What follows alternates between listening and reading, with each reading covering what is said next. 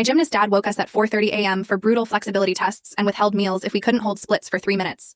It's hard to imagine that the man who broke my sister's back on purpose would be the same person who had once, years ago, taught us to tie our shoes. But the truly chilling part?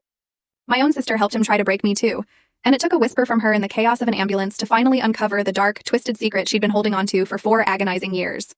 Growing up, normal didn't exist in our house.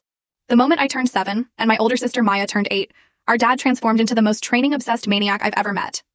Every single morning, our day would kick off at 4:30 a.m. with brutal flexibility tests. Champions wake up before their competition, he'd snarl, and the rules were simple, terrifying.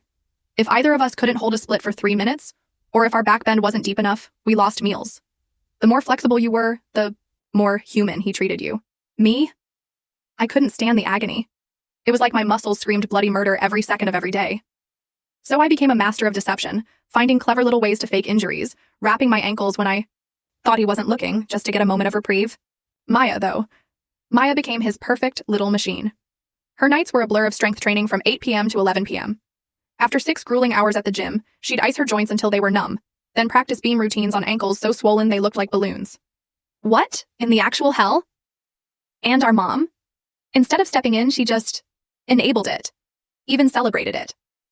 When Maya stuck her first double layout at age 11, Dad didn't just praise her. He bought her a $5,000 competition leotard. Absolutely. Dripping in Swarovski crystals. Meanwhile, he'd yank my leg higher in a stretch, his voice a low growl. Look at your sister. She understands that greatness requires bleeding. God, I so desperately wanted to be the kind of girl who could just walk away from all of it. But the truth is, I was utterly terrified. So I started trying to earn his approval too, but in my own way. Instead of destroying my body, I'd help coach the younger kids at the gym, organize every piece of equipment perfectly, and memorize every single Olympic routine from the past decade. But it was never, ever what he wanted. You should direct all that energy into your tumbling passes, he'd always say, his voice laced with disappointment. I always knew, deep down, that what he was doing was wrong.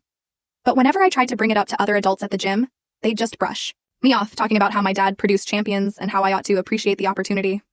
So I gaslit myself into thinking it was normal.